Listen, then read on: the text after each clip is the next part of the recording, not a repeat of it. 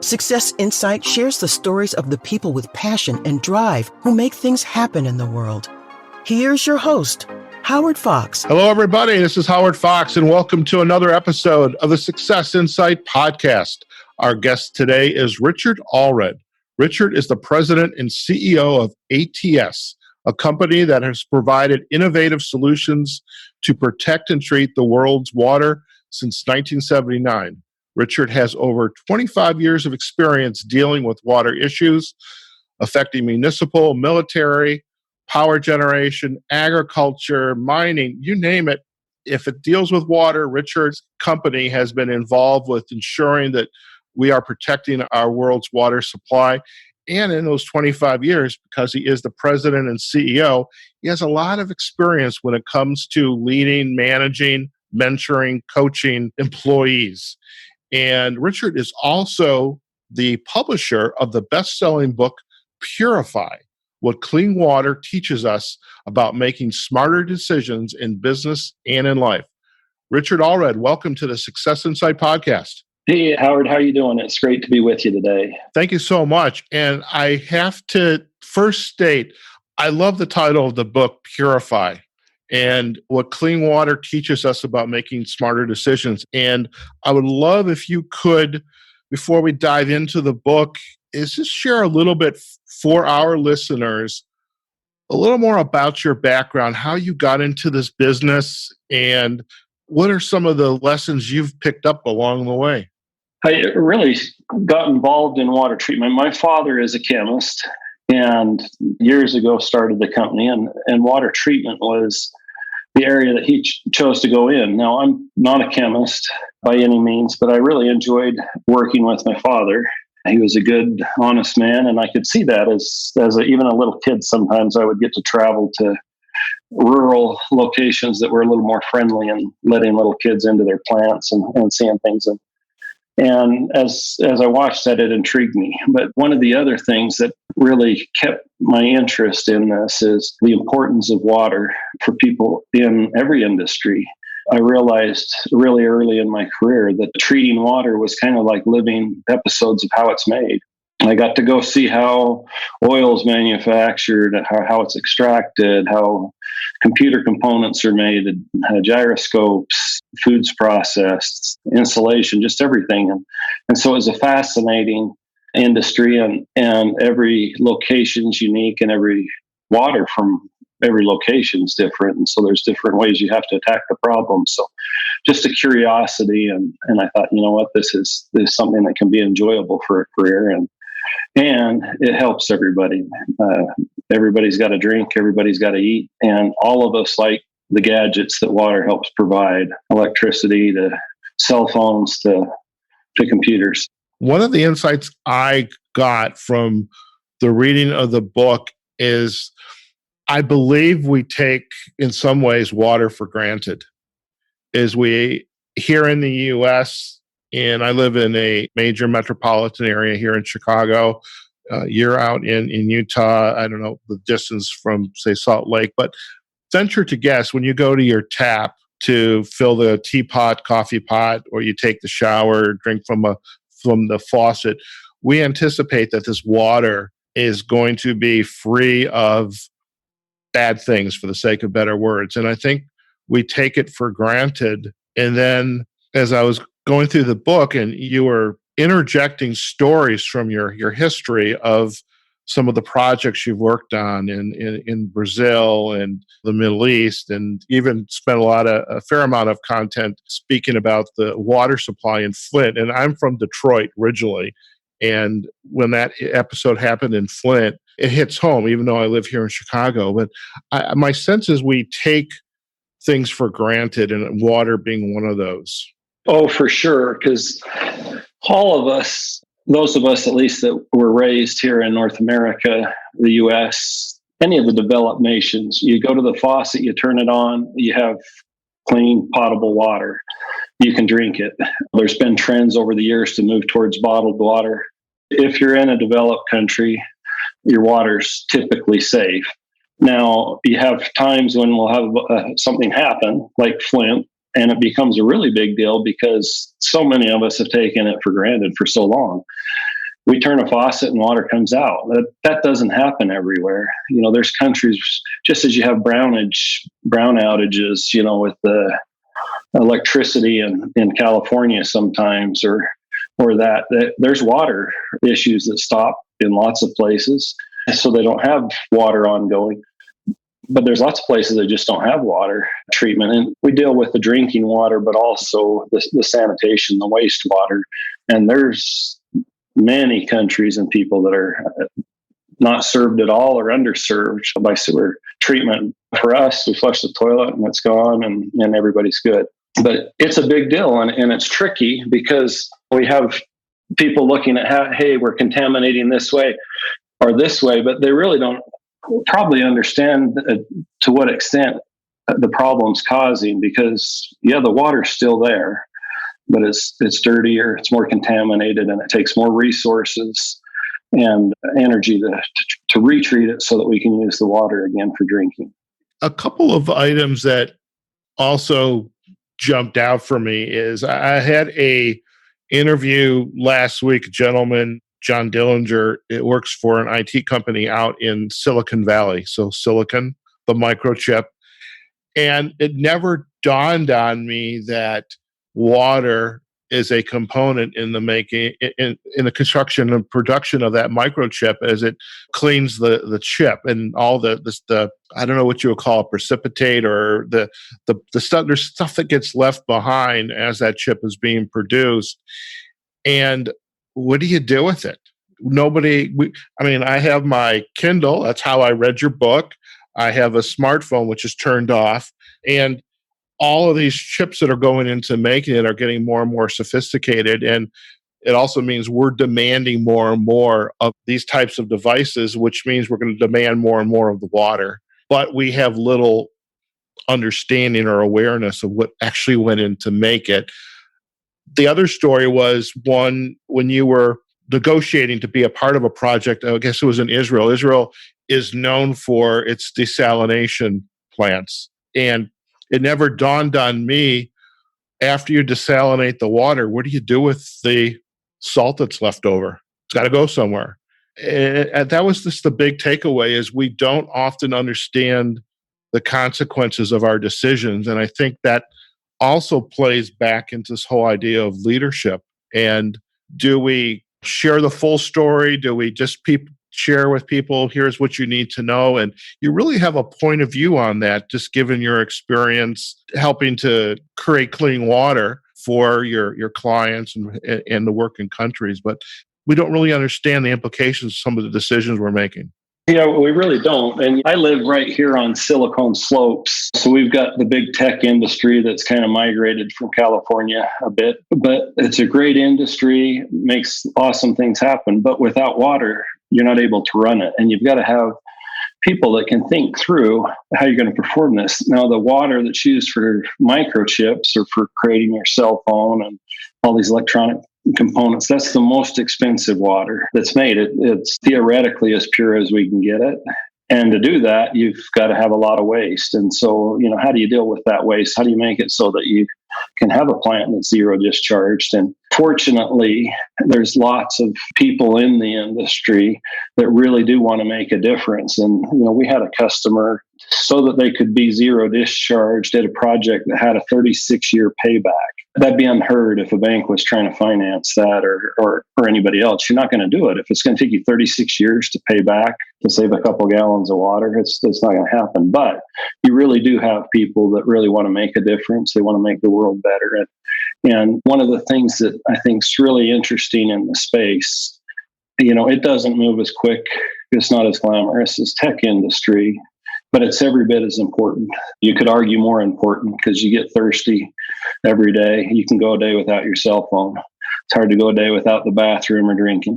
But you have people in the industry that really are thinking, and they have to think long term, because what is going to be the consequence of what we're doing? And, that's one of the things that's really intrigued me, is watching people that really do take time and say, you know what, this could happen down the road. So let's be careful. And a lot of care is taken. Fantastic. And I'd love to shift a little bit towards the book, because taking the time to make good decisions, that is an important part of leadership, teamwork, getting the work done. If we go too quickly, we're under too much pressure, we have the propensity to make mistakes. Mistakes are costly. And as you were starting to think about, or maybe the question is, when did you begin to think about, one, I'd like to write this book, so Purify, What Clean Water Teaches Us About Making Smarter Decisions in Business and in Life. How did you kick off this process? Is this something you've been taking notes all these years, or do you wake up one day, I want to write a book? How did that start? I think the biggest thing, I started originally, I jot notes down. What did I learn today, or what did I learn from interacting with this person? And everybody that you run into has something you can learn from them. I don't care who it is. If you listen to them and have a real good conversation with them, see them as a person, it doesn't matter what level they are, what they're doing, you can learn something from them. So I actually have a little electronic notepad, and I write down, okay, business principles, life principles, and have just always kind of tracked that.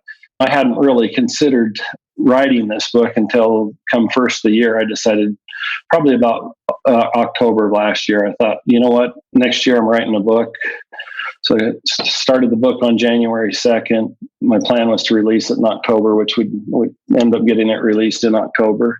But it was really just to try to help share some of the things that I've learned. You know, there's certain things that are true, certain principles that they don't change. And then as I've experienced different things in business, look at it, this is a lesson that can be learned.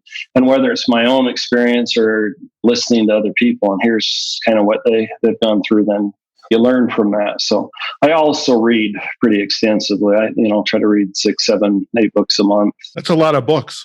It is a lot of books, and I use the Audible for a lot of it, where I'm listening to it in high speed. I had some mission companions earlier in life that were blind, actually 2 of them, and they had little recorders at the time that would play books back for them high speed. It wasn't real common mainstream at the time, but I learned to listen at a high speed, and so I can kind of cruise through and then take notes and discuss, and have lots of discussions with my wife, and a lot of times we'll take turns reading books and share what we think. As you were writing the book, I mean, you gave yourself a pretty short deadline. I mean, a year to write a book, and it is no small feat to write. I mean, there are programs out there that I can make you a best-selling author in a weekend. And I will admit, I participated in that, became a best-selling author, but I still had to do the work in 2 months. It was a lot harder than I ever imagined. But your book, there's a purpose behind your book. I mean, it's decision-making. It's what happens when we make bad decisions, or we're not honest about what our goals and intentions are, or people are afraid to admit that they make a mistake. So there's a lot deeper ideas going forth or coming out of your book than interviewing. My book is about interviewing other entrepreneurs about what they did. Okay, it was great, I said, but your book had to take some time. So you're collecting these notes. What was the discipline for you around the construction of this book, and how you put the words to paper or to computer? Yeah. So anyway, I had scheduled time every Friday, go through and, like real focused time, but I'd spend time during the week kind of collecting ideas and thinking things through, and then spend that time. And, in reality, to do this, you got to have a lot of help. My dear wife, Cara, spent countless hours proofing, arguing, rereading, discussing, because the content, it's my life. It's different than other books people write, where there's quite a bit of research that's done. There's probably less research in here, just because it's my life. And so these are the experiences I've had. These are discussions I've had. But then in constructing it, reorganizing it. So I had the help of friends and proofreaders, and somebody that had written several books help guide me through the process, because it is really tedious, and to get something that comes through and flows and makes sense, and the final proof, you still have people saying, well, maybe go this way, maybe go that way. For me, it was important to get the word the things that I feel are important. These are truths I want everybody to know, because I really do think they make people's lives better if they understand them. And so part of me at saying, you know what, it may not get a Pulitzer Prize, it may not be the best book ever written, but it's good enough and it's going to help people. And, I've received lots of emails to this point of people saying, hey, this has changed the way I think about life. It's changed how my paradigm is. So that was really the goal, is how do I get people to shift their thinking a little bit so their life can be better. I watch tons of people struggle in life, and a lot of it's from one poor decision that leads to another poor decision, and that feeling that then they're trapped and there's not a way out, but there's always a way out. And even if you just artificially invent, here's door A, B, C, it takes some of that pressure off. Nobody makes their best decision under pressure. And I know Hollywood and other things would say, no, it's dramatic if they're making these decisions under pressure. We make our best decisions when we either have pre-thought through what we're going to do when that event arises. And so the decision was already made years ago or months ago, or if we have time to think about it, you go back to that high pressured salesperson. If the deal's got to happen now, it's not a good deal. So there's two stories that jumped out. One was the whole multi-level marketing piece. Now, I'm actually a member of a multi-level marketing, which I don't use for multi-level marketing. It's send out cards, which they're in your backyard in Salt Lake City. Because at the end of the year, I want to send out cards. It's done electronically. It's efficient. But to go out there and sign somebody up as a distributor, it's like, if you're a coach like me, leadership development, yeah, you might want to use these cards because it makes it real easy for you. But if you're out there that you're going to make the money, and there was another one, and my gut, I remember the conversation, my gut just started turning. And what I had to learn is, when that gut starts to churn, walk away.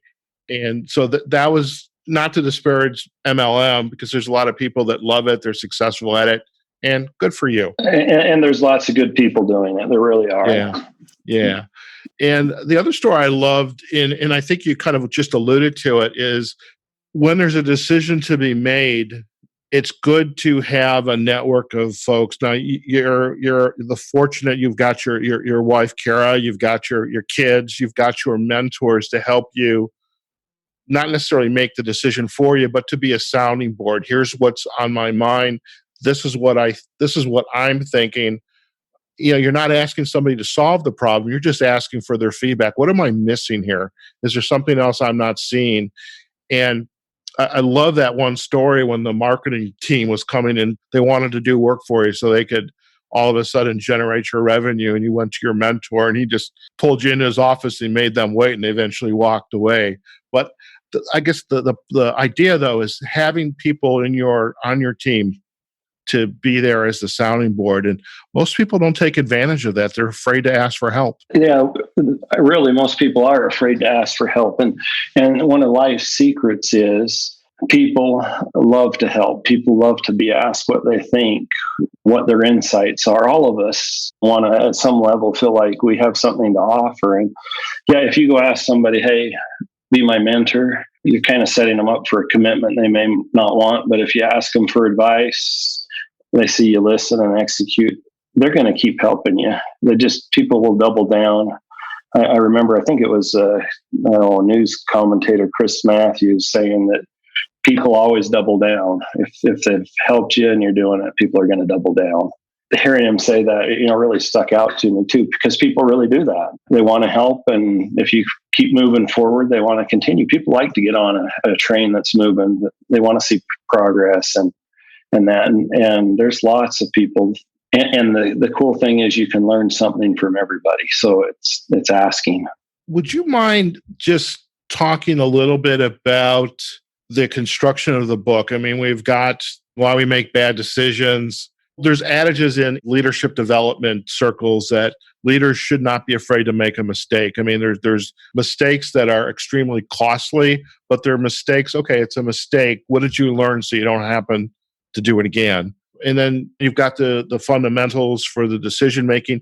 Are there chapters or points in this book that either they were something that you wholeheartedly, like, this was me to a T, or a conversation? I mean, you've been all over the world with your business, that you learned some of these fundamentals from working with other people, what they had to go through.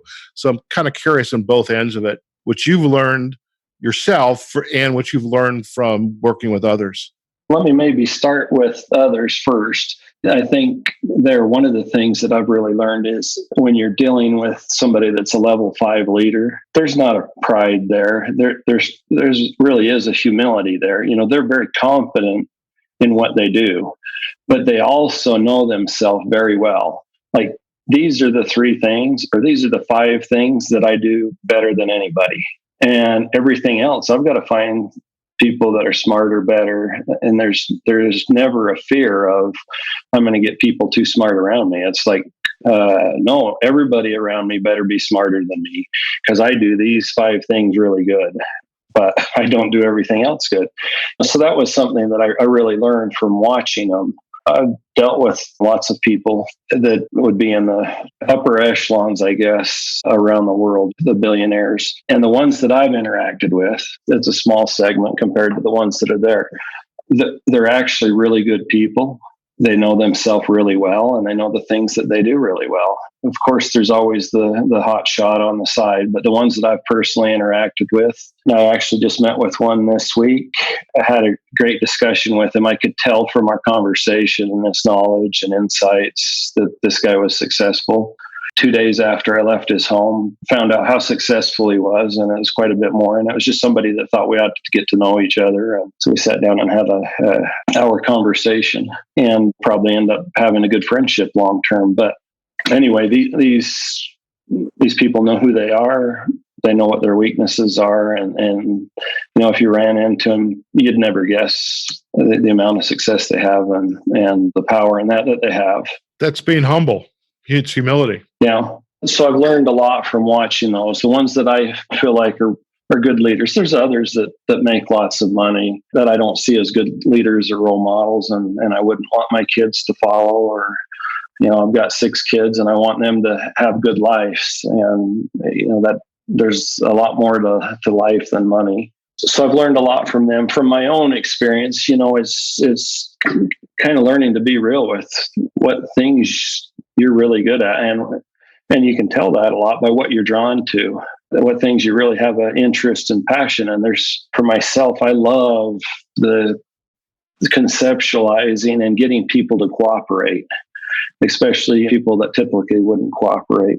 So we do a lot of innovation within the water industry, within the safety space, and getting to cooperate people that normally wouldn't work together, and it makes some pretty cool products, some pretty cool innovations. But that's because that's what I enjoy doing, and I'm well aware of that. Now, the details and the things that have to happen day to day, the tactical things, that's not as much of my skill set. So when I hire people, I have to hire people that really love that part of it, and they eat, breathe, sleep the tactical. How do we execute? How do we create the processes and stuff? And yeah, I have insights, because of training and experience in life, but I've got to have these people that are a lot smarter than me. So, I look at my executive staff, and all of them are smarter than me, but I have a couple skill sets that really make the team work together. So that's what I'm good at. And I don't have an illusion that I need to be doing other things. And I don't try to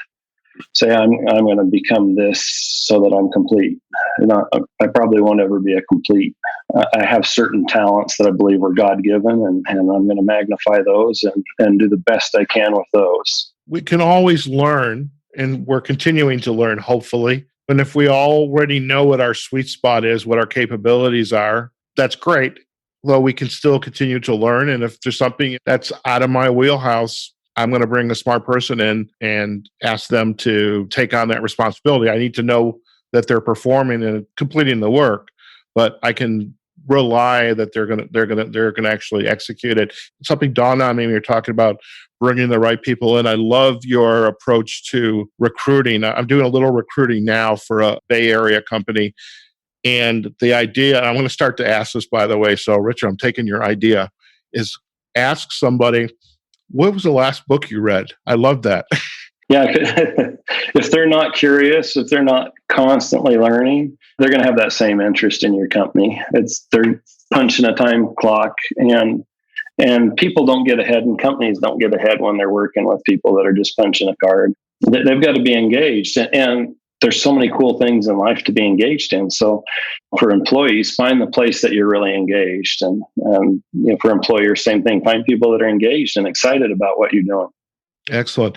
Now, what have you learned, or what are some of the takeaways that perhaps have made their way into the book from the interactions working with individuals in different cultures overseas? Because you're in Central and South America, you're in Africa, you're in the Middle East, and culturally, decisions get made different ways. I mean, there's decisions that's all about sitting down, having a cup of coffee or a drink or whatever this might be before we actually talk business. Or there's some people like, let's get to this. I mean, us here in the US, I guess depending on where we live in the country, some of us are like, let's get to it. There's time later to celebrate.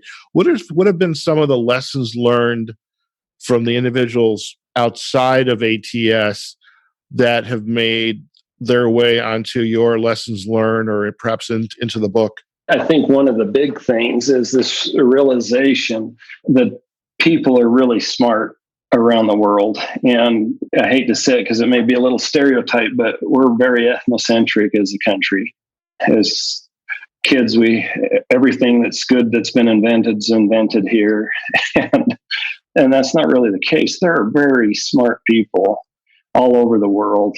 I remember sitting in a meeting in Sabespi, which is Sao Paulo water organization, and they showed me a book on how they had categorized and segmentation of algae and what works and doesn't work. And it was actually the coolest thing I've seen on that. And their comment was, well, anytime you have 20 million people living together, you're going to have a couple that just love this and they're going to be really good at it. And there's lots that can be learned from that, just how they're doing things a little different. The other thing is important, like learn to adapt to what they're doing because it's right for the system that they're living in. And this can be really challenging because things do move really fast paced in the US. And I have customers and suppliers I have never met.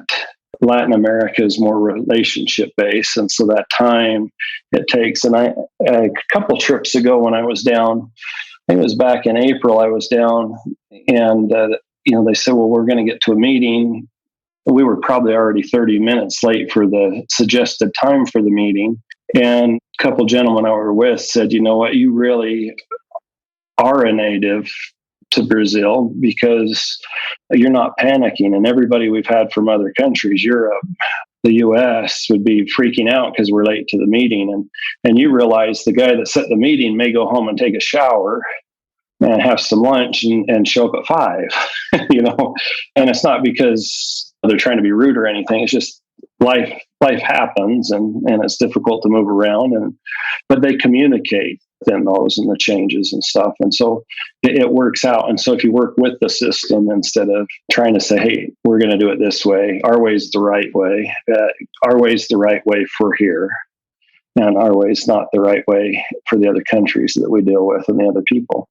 I'm curious, as you were laying out this example, there's an area of study, there's emotional intelligence, so how we manage our emotions, but there's a whole other area of cultural intelligence, how we recognize other cultures, how they make decisions, how they interact, their views of time, their views of distance, how they make decisions, etc. And when you started to work with your dad, you went on trips with him, perhaps even overseas.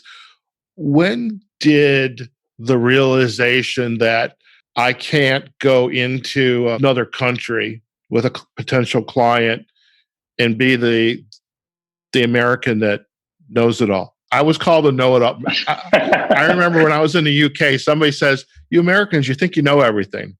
And it's like, whoa. And I was still too immature to realize I didn't know everything. And I really didn't know everything.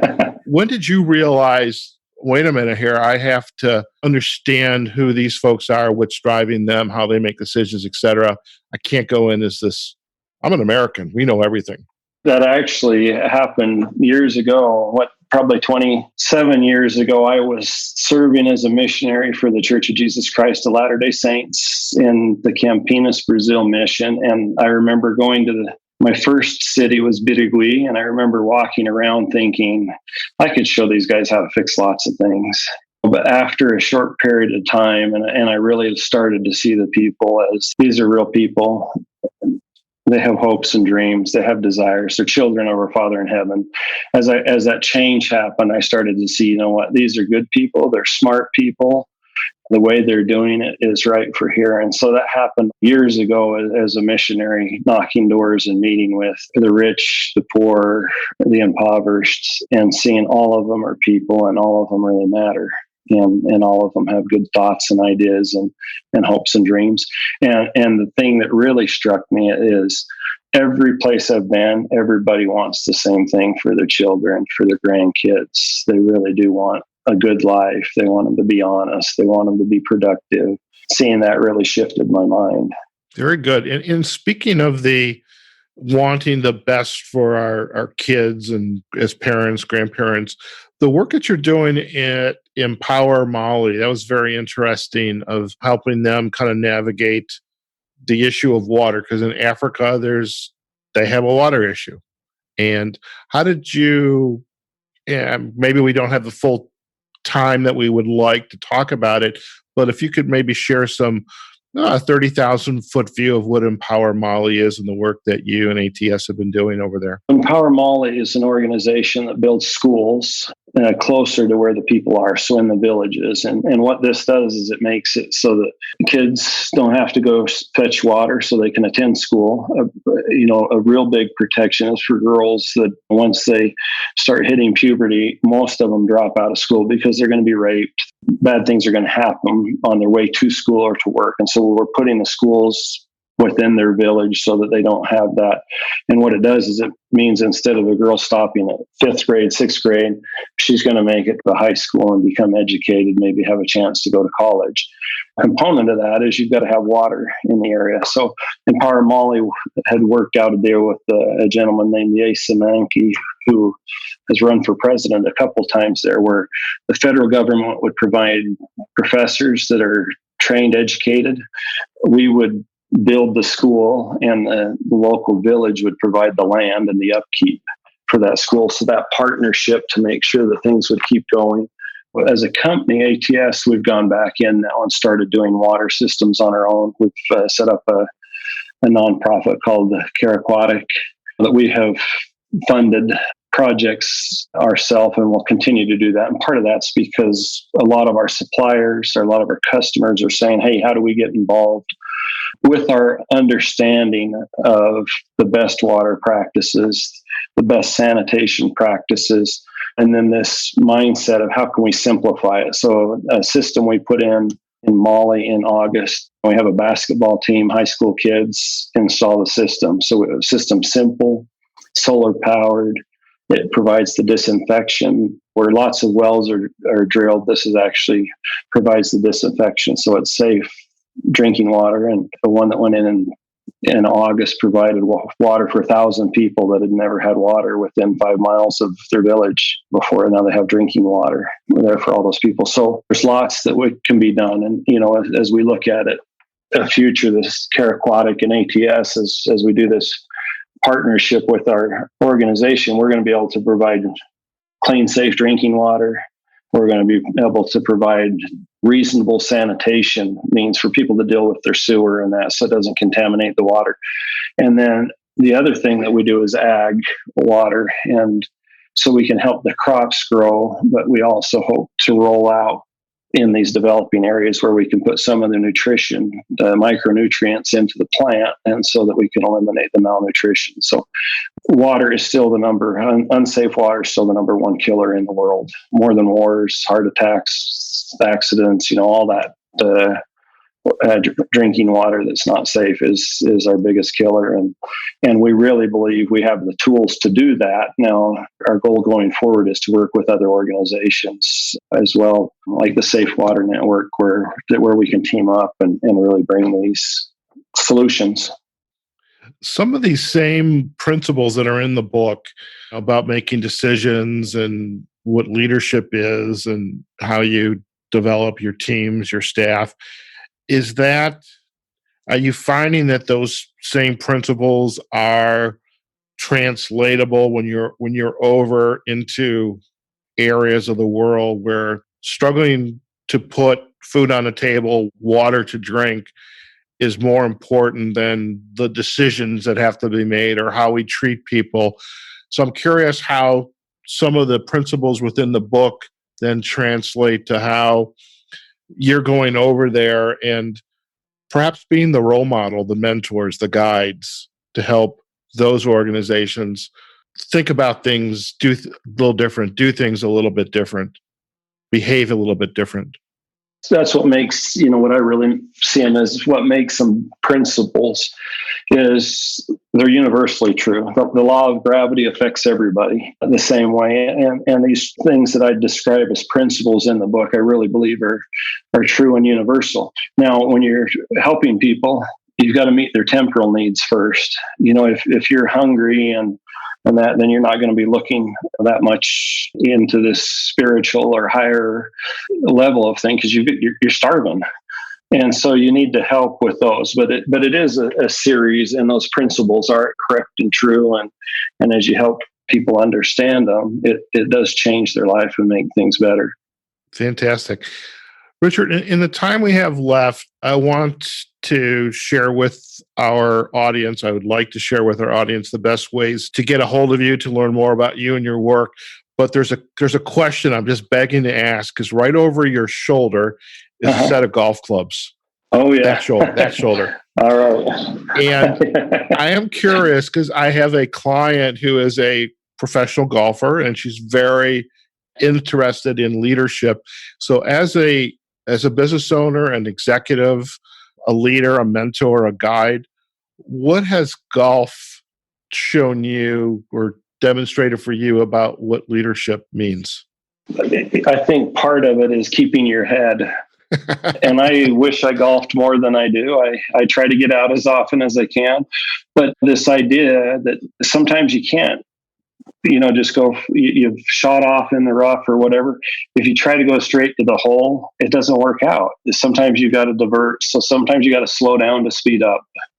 And you've got to keep your head about you, because you get done with that hole and you're really starting at zero at the next hole. And business and life, there's lots of times we have setbacks, and a lot of times you have discussions that are unfun, and then you got to put smiles on and go to the next meeting and make it work out. So that persistence is good. And one of the things for me where golf's been great is it's a great time for me to discuss business with my wife. The two of us will go golfing and do that, or with a board member or a friend, where we can discuss business principles. And since I spend most of my time with close friends, we can discuss business principles. We can discuss raising children. We can discuss life's principles and why we're on the course. So it gives us some time to do that. Great. Thank you for that. So, Richard, again, before we head out, and I really want to thank you for taking time out of your busy day. I know you've got a lot on your plate. It's been a great interview and gives us a chance to learn more about your book, Purify. I love that title. Clean water teaches us about making smarter decisions in business and in life. If our listeners would like to learn more about you and your work, where's the best places for them to go? The book has a simple website, purifybook.com. Howard, another place that they could go is ATS, smartsolutions.com. And that's more company based. But either of those places, they can get a hold of us if they'd like more information. The book can be found on Amazon, Barnes & Noble, and hard copy, softbound or digital. So Sounds good. My Audible book's coming in the spring. So, are you speaking, or did you bring in another voice? You know what? I have a dear friend that is a chemical engineer, that has always wanted to do audible work, and so he's doing the voice. And anyway, he has a great voice. Every time I hear him speak, I think he ought to be doing radio. Fantastic. Well, once again, Richard, thank you very much for taking time out of your day to join us on the Success Insight podcast. Hey, Howard, I appreciate being here, and we'll hope to see you around. There you have it, folks. We've just been chatting with Richard Allred. He is the author of the best-selling book, Purify, What Clean Water Teaches Us About Making Smarter Decisions in Business and in Life. And if you'd like to learn more about Richard and his work, you can visit the book website, purifybook.com, and atssmartsolutions.com. Also, we'll provide the links to those websites as well as to the book page on Amazon. And as we say every day, wherever you are, whatever you're doing, go out there and have a phenomenal day. And we'll see you on the next episode of the Success Insight podcast. Take care now. Success Insight is a production of Fox Coaching and First Story Strategies. Find us online, successinsightpodcast.com.